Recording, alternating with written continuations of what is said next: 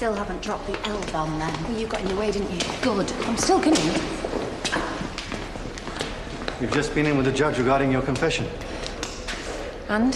He ruled it was obtained under duress and it's inadmissible. Yes! Oh, I could kiss you! Oh, sorry, our mum, we've spoken for that. Let's save the kisses till after the verdict. Nicely done. Shall we?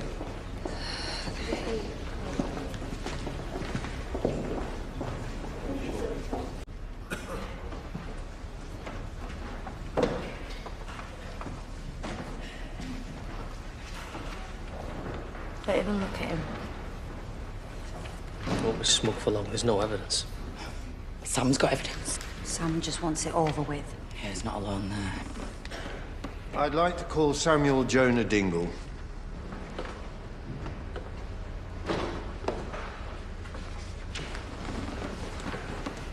Samuel Jonah Dingle, will you please take the Bible in your right hand and repeat the words on the card?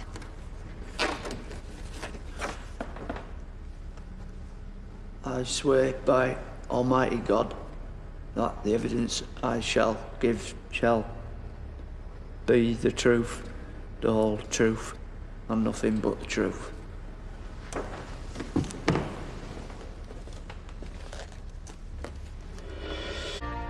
Is it correct that up until the 23rd of December 2013, you were employed by Declan Macy as gamekeeper for Home Farm Estates? Yeah. Were you aware of Mr. Macy being in financial difficulties at this time? Well, yeah. He owed us wages. That's why I got the sack, because he couldn't afford to pay me. I'd like to read from Crown Exhibit 22, Declan Macy's confession. I was depressed. I could barely cope. Charity pushed and cajoled me into taking her advice. By the time I realized what I was doing, I was in too deep. Mr. Dingle, would you say that depressed was an accurate description of Mr. Macy's behavior at this time? My lord, I must object. My learned friend seems to be confusing Mr. Dingle with an expert medical witness. In your opinion, Mr. Dingle, did Mr. Macy appear depressed to you?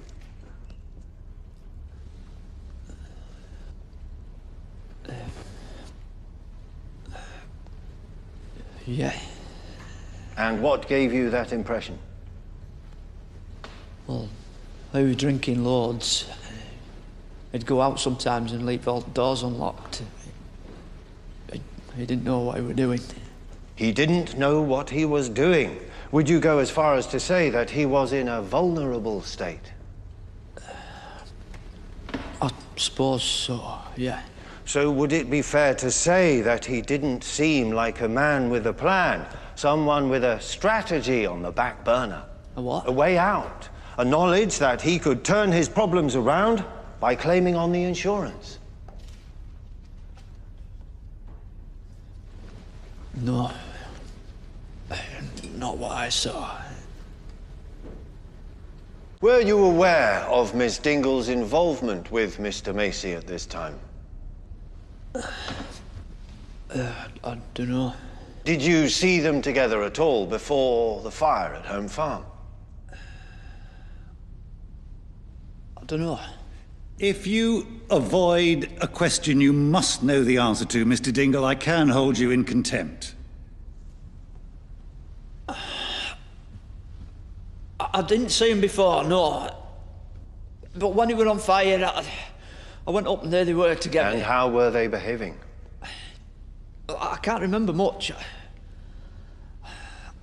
I was just too busy thinking it was me that might have done it. They seemed close, like. Why isn't he helping? He's had so many chances. His most desperate... Maybe it's too hard to forgive her. Mr. Macy had formed a close relationship with Miss Dingle. Yeah. And to your knowledge, when did that relationship begin? It was that day, Christmas Day. Just a matter of hours before the fire? Yeah. Thank you. That is all. How long did you work for Mr. Macy? I reckon about 3 years. Long enough to get a sense of the kind of person he was? Yeah. Was he an easy man to work for? Not always. Why not? Well, he didn't like it if things weren't done his way. So he was someone who knew his own mind. Oh, yeah. Did he ever take advice from others? Not from me. When it came to shoots and stuff. So you wouldn't say he was the kind of person who could easily be taken advantage of? No. When his business started to fail, how did he react? Well, he wanted to fix it. He didn't just give up? Not at first. He was always in office. I'd find him sleeping at his desk some mornings if I came in early. You've already told us that you didn't see Mr. Macy and Miss Dingle together before Christmas Day. Did Miss Dingle ever come up to Home Farm looking for Mr. Macy? Or did Mr. Macy ever mention to you going to meet Miss Dingle somewhere else? Not that I can remember. So, if it was Miss Dingle's plan from start to finish, as Mr. Macy mentions in his confession, and there was no other contact, well, she must have planned the whole thing in a matter of hours. My lord, I believe my learned friend is straying from his line of questioning. Can we avoid conjecture, Mr. Kachecha? Even at his lowest ebb, his most desperate hour, do you believe Declan Macy was the kind of person who could be pushed and cajoled into committing such a serious crime? I can't listen to this.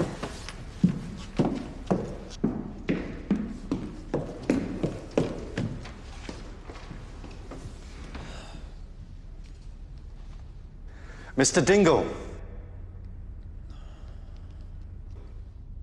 could he have been pushed into committing this crime? No. He was depressed, but there's no way Charity could have made him do all that.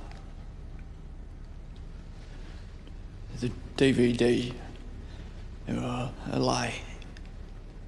He was setting her up. She didn't have anything to do with it. No further questions, my lord.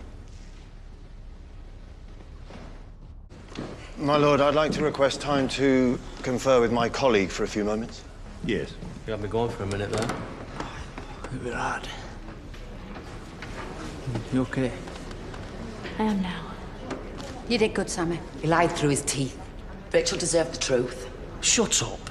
He doesn't answer to you. I'd like to begin with another transcript from Declan Macy's confession.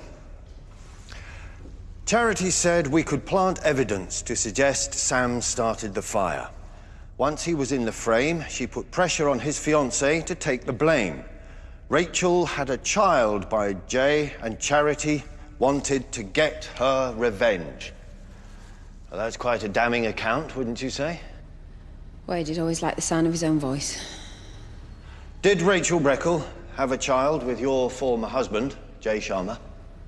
Yes. And did that bring about the end of your marriage? Yeah, eventually. Your grudge against her was no secret then? Well, I'd moved on to Declan by then. I'd forgotten Jay existed. You moved on to Declan because he was an easy target? I think my learned friend needs a reminder of conjecture himself, my lord. Mr. Asquith. My lord. You moved on to Declan because? Because I fancied him. And he had a big house. Were you aware of his money troubles? Yeah. Yeah, everyone was. Did he ever ask you to help him out financially? No. Did you ever offer to, or offer him any advice? No. Did he ever mention how much the property was insured for? No. You were in a relationship with a man who had lost his house and his business, and yet he never mentioned the insurance claim to you? He mentioned the claim, but I had no idea it was fraudulent, not then. So he did mention it eventually?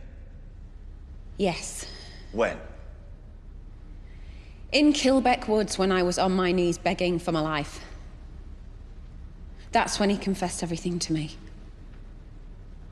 I had no idea what he was doing till that point. And I would never have married him if I'd known that. I mean, me and Rachel, we weren't exactly best mates, but I couldn't have stood by and let him do that to her. She was my cousin's future wife, and he was heartbroken. I thought Declan was a good person. You know, a dad for my son, a husband who loved me. And he turned out to be none of those things.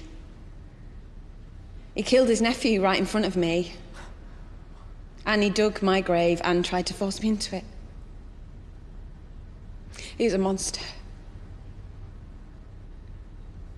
He told me he'd paid Rachel to start the fire. But she messed up, that's why Sammy got the blame. She didn't want to do it, but he threatened her. And then he made her confess so it couldn't come back on him. He could be very persuasive. Persuasive how? Violent. And he knew people. And he paid them to put pressure on her and her family. Did you talk to Rachel Breckle at this time? No. Were you present at any meetings he had with her? No, like I said, I had no idea any of it was going on. When Declan did finally tell you about the fraud, why didn't you report it to the police? Because I was a wreck. I just wanted them to do him for attempted murder. That's all I could think about at the time.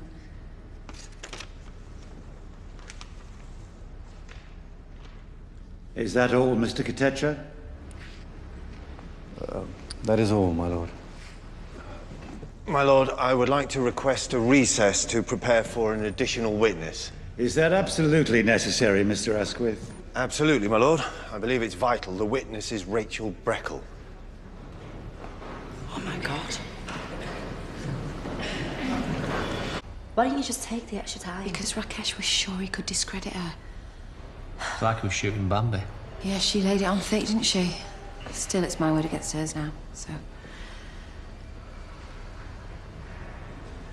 You're quiet.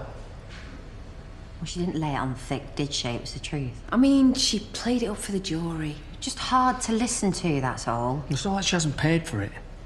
Willing to forgive her anything, aren't you? Oh, somebody get the jury back. There's still someone here ready to slate me. All I'm saying is, this should be the end of it. Messing with people's lives. Yeah, well, I won't get a chance if I'm locked up.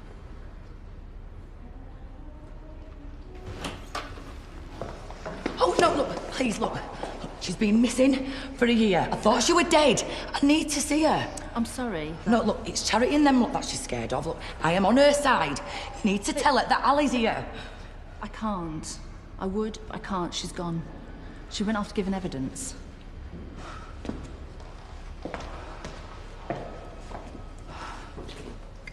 We have a verdict. Already? Already. What, is that bad? Could be good, could be bad. Helpful. Well, there was never much evidence to begin with. It was not going to take days. Yeah, there wasn't much of a defence either. Charity Dingle. This is it then.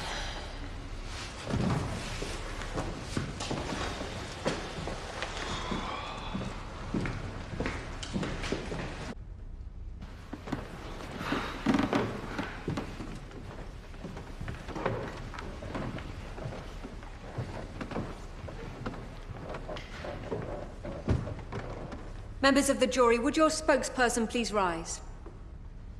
Have you reached a verdict upon which you are all agreed? Yes.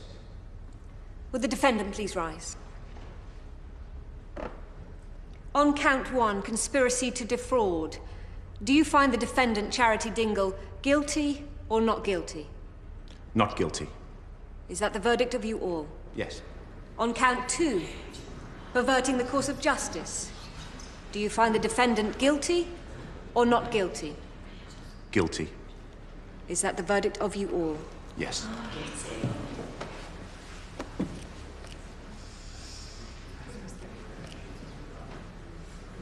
I have listened to all the evidence in this case, as well as to the submissions made on your behalf as to your character. But I see no reason to pass any sentence other than immediate custody, given the serious nature of the offence. You maliciously and deliberately targeted Miss Breckle and paid her to cover for a crime. This was a persistent and premeditated act which altered the course of her life for a whole year. Accordingly, the sentence I pass shall be one of 2 years' imprisonment.